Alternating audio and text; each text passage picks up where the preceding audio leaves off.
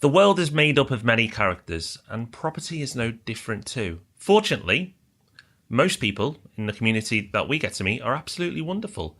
But occasionally, you, Rob and I, will meet some other different types of characters who possibly shouldn't invest in property. This week, we look at, are you the right person to invest in property?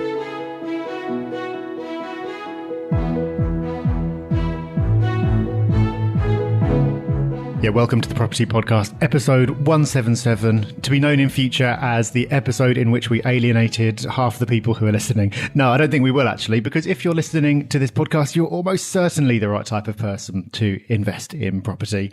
But not everyone is. We're going to be talking about some of those characters later in the episode. It should be a really fun one. We've also got two resources of the week. We do spoil you, and a really interesting news story. But first, we've just got to get some quick announcements in, Rob. Yes, first of all, meetups tonight. Hurrah! So if you're listening to this on the day it comes out, which is a Thursday, get yourself along to a meetup. Go to thepropertyhub.net/meetups. Rob and I will be attending different ones. Rob will be in Leicester. Are you looking forward to that one, Rob? I am very much. I've not been to Leicester for a very long time. I don't know a great deal about it, and so where better to find out about it than from locals at a meetup? Should be really good. Super. And I'm off to King's Cross for a change. And that's got nothing to do with it being opposite the RMP office. An area you know relatively well, I would say. Yes, an area I know quite well and met a few of the investors. But alas, I will be there because I've got to work late due to some work I have to do. But anyway, we won't talk about stuff like that. We'll talk about more exciting stuff. And more exciting stuff is you've got 1 week. 1 week for what? Well, 1 week for the Northern Summit. Remember that? We are giving you the chance to pick where our Northern Summit will be. It's going to finish 1 week today. So don't miss the opportunity. If you're based in the North and you've wanted a summit up there for a while, get it in your location. We're at your mercy. Wherever you want to take us, we will go. We'll even go to... No, I was going to slag off an area then. I won't say that.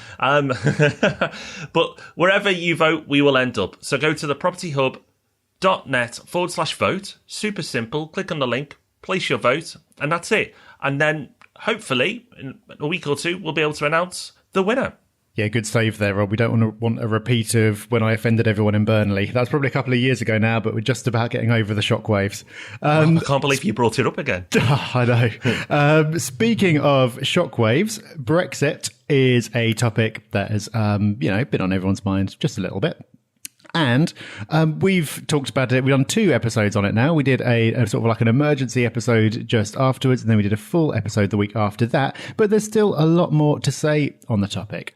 So we're going to be doing some special Brexit webinars, talking about everything you could possibly want to know about the potential outcomes, the opportunities in there, the risks in there, and give you a chance to ask any questions you've got. More about that coming up very soon. Yeah, I've trialled them this week with some of the RMP clients, and it's been very well received. So I thought, this isn't fair. We've got to share the love. So Property Podcast listeners, Hub members, you will get a chance. As Rob said, more on that in the next week or two. But I'm sure you'll find it very, very useful. And if that's not enough, Rob, if we haven't been busy enough, I've now committed to my first investment of the year. It's only July. You're actually investing in property? Yeah. Is that a good idea? I'm not sure. Unbelievable. Well, for those who know me and have been speaking to me, I've been buying my own home for what seems like years. I'm finally bringing that to a close now, completing. So I'm now going to turn my attention back to investing. I've got through those about 1,000 hurdles. Trust me, buying your own home is so much harder than buy to let. I've got through those hurdles, and I've made my first investment this week. And I'll give you more. We'll probably do something on that in a few weeks' time once the deal's progressed a bit. But it's in Bradford. It's a bit of a cracker. I'm pretty excited by it. A cheap one, but I'm sure there's a podcast or two in that about the process and why I picked it out. So more on that in a few weeks' time, I'm sure. Yeah, people are always asking for more case studies. The episode that we did about our recent investments is one of our most popular ever, so we should definitely do that. Let's move along, though, to our news story this week. And this is, we've just been talking about Brexit. This is also on that subject. You picked this one out, Rob. A huge spike in Chinese property investors' interest in the UK post-Brexit is the headline.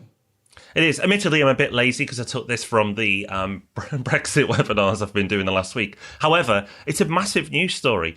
So one of the impacts of the pound weakening is that overseas investors are going to be interested in the UK, and property investors are going to be interested in UK property.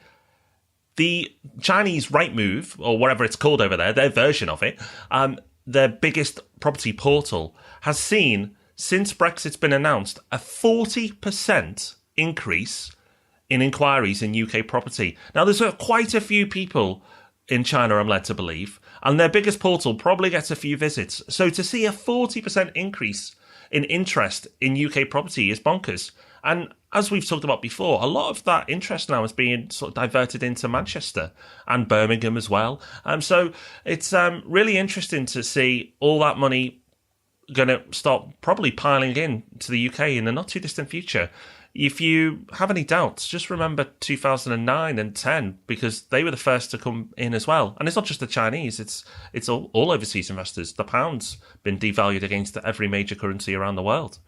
Yeah, it's going to be a very interesting one to keep an eye on and see how that plays out. But you're right, 40% increase is not to be sniffed at. And it's interesting, given that we're in the immediate kind of aftermath when nobody's quite sure what's happening. Uncertainty is at its height, and yet still people are still very interested. I think, yeah, that is definitely one to watch. Okay, so it's time for our topic of the week. We've enjoyed putting this together. It's been fun. Now, I will get a disclaimer in right from the start. The descriptions reflect a generic makeup of several people for each category and do not apply to one individual. And the fact you're listening to the podcast, the chances are you're not one of these people. However, you've probably met them. Property's full of characters, and as I say, that's not limited. You know, it applies to property investors as well. It's not just people who work in the industry. Rob and I have had the pleasure of interacting with thousands of property investors through our businesses, meetups, summits, events, and the overwhelming majority are well-balanced, wonderful people. And dear listener, that is probably you. However, occasionally we come across people who just don't seem suited to property, yet they continue to plough ahead or try to. We want to give you an idea of those profiles so potentially you can avoid them. And if by some miracle you are one and listening to the show, you can save yourself the bother. Yeah, it's going to be fun. And there's always people who will say, you know, anyone can invest in property. And they tend to be sort of saying this in the sense of, you know, you don't need any money, you don't need any experience, just sign up to my course. Anyone can do it. And we're a bit dubious about that. But the same applies on the personality front as well. Not everybody is psychologically cut out for what investment of any kind, really, but it's property investment in particular involves. So let's dive into our first kind of type of character, which is Stressful Susan. And as Rob said, this is not based on any one individual. So if your name is Susan, do not get offended. So Stressful Susan, who is this? You see rainbows, Susan sees a storm coming. This person will worry over the smallest of details. They'll work themselves up into a frenzy about it, and then they'll pass those worrying vibes onto everyone they meet. This is the first type of person who shouldn't be investing in property. And yeah, if you're going to get easily stressed out, it might not work because there will always be something that isn't going 100% perfectly, or something which might not go 100% perfectly in the future. And if you're going to be overly worried about that, this might not be the type of investment for you, because even if you are very much kind of hands off in the way that you operate your property business, and we've talked about that a lot and how that is possible, if you're psychologically unable to switch off from it and just kind of let people do their job, let things happen and go with the flow, even if you're not physically doing it yourself in person, you're still going to find that very, very difficult. You are. Listen to our episode on things go wrong in property. We've covered things do go wrong in property, and they go wrong a lot, but most are just small things that you shouldn't worry about and you should let other people take care of. But some people really take it to heart. Property investment, for most people, is about the long term. If you're a stressful person, then do not even consider flips or HMOs, because you're just going to have a meltdown. But even stressful people really struggle with normal buy-to-let. Listen to that episode. Also listen to the episode where I lost tens of thousands of pounds. I actually sound very jolly in that podcast because I just know it's a journey. Things happen. Recently, I've had a tenant leave and it's cost me a few grand because things have gone wrong. But hey, you know what? It's just a small detail on a big journey. I'm not bothered because the overwhelming majority of things I do are positive. Don't get caught down in the small stuff. If you're that person who sees and stresses over the littlest, smallest details, then definitely do not invest in property. No, and there is an art, and it's a difficult one. I couldn't really put a finger on it, but there's an art to knowing when things are worth not worrying about, when things are worth picking up on and acting on, and when to just let things go. It is difficult. But Stressful Susan definitely errs on the side of getting stressed out about every little detail, regardless of whether it's important in the grand scheme of things or not. And somebody else who's kind of perhaps a close relation, but a little bit more scary to come across is Angry Andrew. Angry Andrew, yeah, probably Susan's cousin. Andrew is a bit like Susan, except he trades stress for rage. Andrew will kick off on anyone who comes into contact with him at the drop of a hat. He thinks this is the best way to get things done. If people want to get things done, then I'll get angry. He will get people's attention. He will. But those who can avoid him will, and nobody will like him. They might be nice to his face, but they won't like him. Andrew, Rob, not one that you really want to deal with. No, definitely not. And again, it's a difficult one because, when you're working with lots of different people, you need to be the squeaky hinge in order to get things done. If you do need to be forceful, but there's a way of being forceful without being shouty and angry. And again, it's about sort of picking your battles, isn't it? And most of the time, you can just be laid back and let things happen. Sometimes you'll need to step in and make sure that you get what you want. But there are ways. And sometimes if you get angry and you get shouty, it'll work for that one time, but no one's going to be very happy about it. And it often means that you're going to mysteriously drop to the bottom of the list for things in future, which just means that kind of you get into this cycle of having to kick off about everything in order to get what you want. And it's not healthy. You don't want to be an Angry Andrew, and you definitely don't want to be doing business with any of them. Yeah, Andrew, it's just not worth it. Relax, have a cup of tea, chill out. It's not worth it. Right. So that's Andrew and Susan. But there are different types of people as well. Those two, you might have thought, okay, yeah, I've met them. But this person, you could see some merit in their habits and their ways. It's Dithering Derek.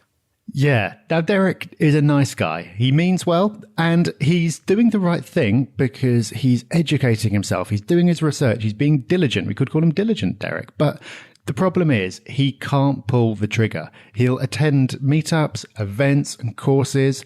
Maybe he'll spend thousands of pounds on going on various courses, just always looking for that last thing that will help to convince him that he's got what he needs in order to get started. He thinks it's an essential part of the process to just gather all the information there is. And that's laudable up to a point. But Dithering Derek, unfortunately, has been doing this for years, and he's never actually going to get to the point of investing. There's always going to be something more, that extra bit of knowledge or that extra bit of certainty, or he's waiting for exactly the right time. And you know what? It's never going to happen.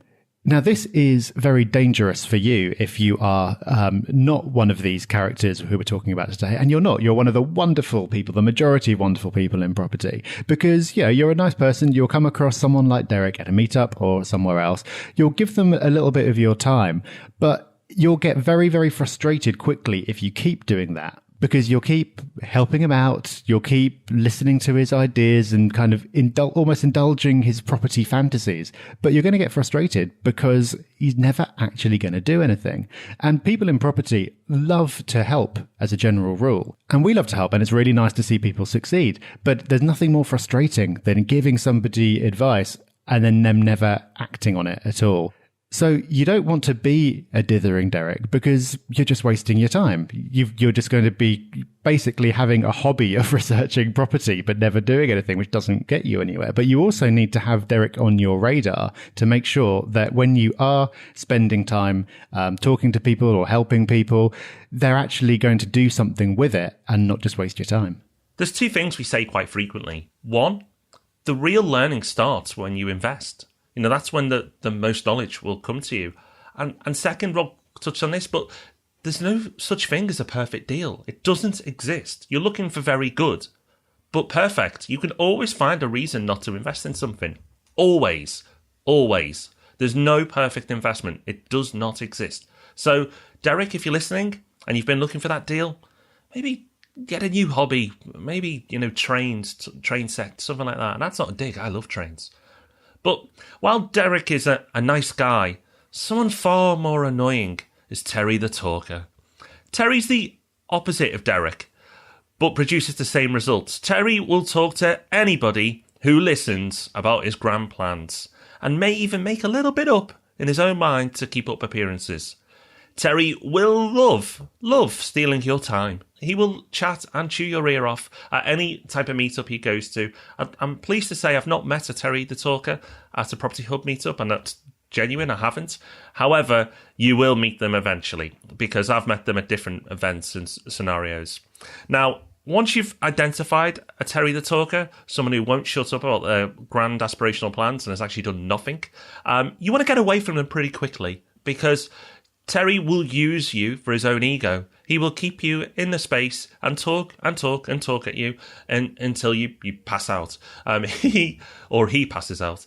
He will go on and on and on. And he will do as much as Derek, but he'll just be a lot more bravado about it, but will produce the same results. Yeah, I've got to say, I haven't met a Terry at the Property Hub meetup either.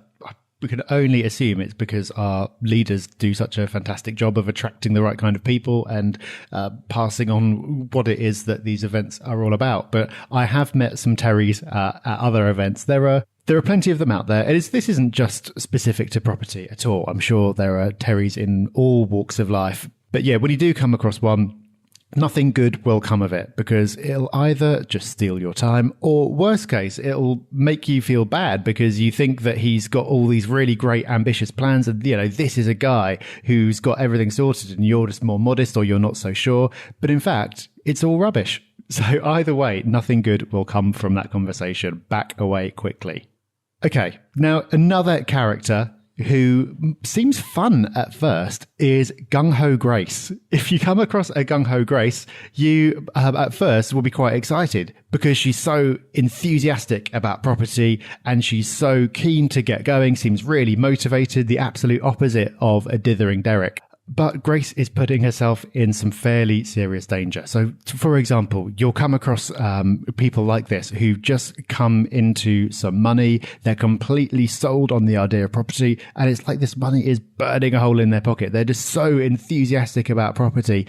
They can't wait. They just really want to get going. And that means that the first salesperson to get in their face will have her money spent before you know it, because salespeople of a certain type can see these people coming a mile off, and they're not going to hesitate to sell them the right kind of dream, tell them the right kind of thing, and have that money spent for them.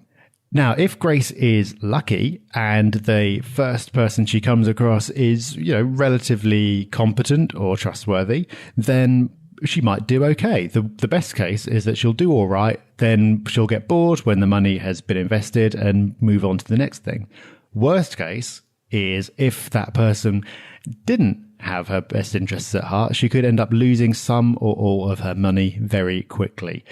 You've got to feel sorry for people like Grace because she's likely to make some very expensive mistakes. And it's tough, Rob, isn't it? Because you don't want to be a dithering Derek, but you don't want to be a gung-ho Grace. It's very easy to be trying not to be one of those people and accidentally turn yourself into the other. It is, and this is where goals and a plan comes into place. I've met a lot of both of those. I've met a lot of Dereks and I've met a lot of Graces. People that I've been speaking to for years and still haven't done anything.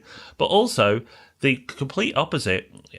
When people come into the RMP office, they won't get sold to. They have to go through a strategy, they have to go through a plan, and all the rest of it. But some people just can't wait because those extra weeks, and it's not even that long, but those extra weeks and those extra steps that are meant to help the investor, they can't do it, and they just go out and literally.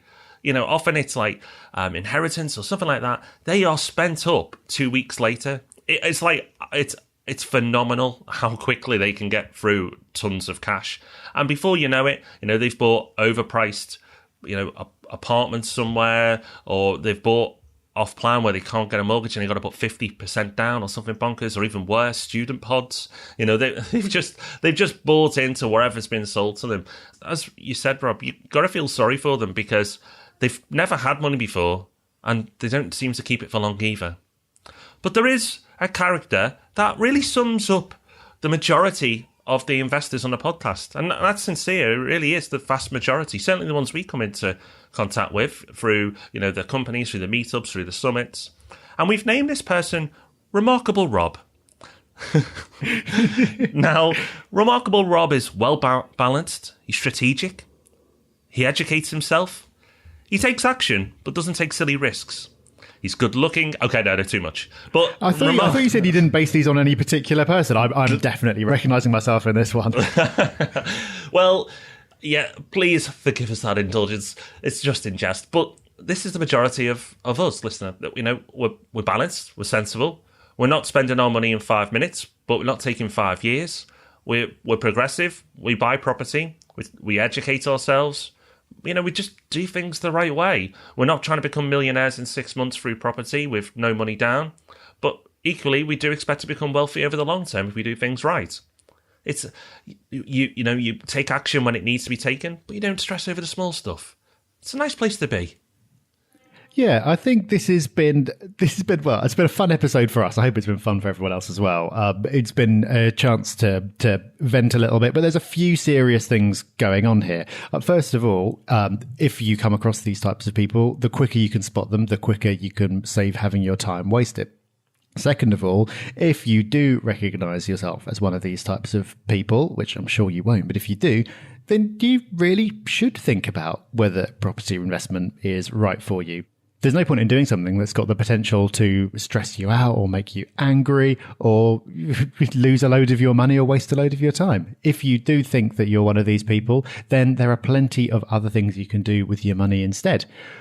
But also, we're talking about kind of caricatures here. And in reality, nobody is going to be 100% one of these things. But everyone is going to have traits which are helpful when it comes to investment and traits which are unhelpful. Everyone is going to have an element of, taking risks that are a bit aggressive or being a bit stressed out about things or immediately getting angry or just kind of talking a lot. Everyone's got traits which are not helpful. And I think by looking at the extremes, you can start to recognize some of those traits in yourself. And once you recognize them, you can find a way of compensating for them in some way or just being aware of it. I think when it comes to deals, I can occasionally be a bit of a dithering Derek and I can sort of turn something down because I'm just not 100% sure when in fact it would have been perfectly good. There are other people who are going to have other kind of traits which aren't helpful.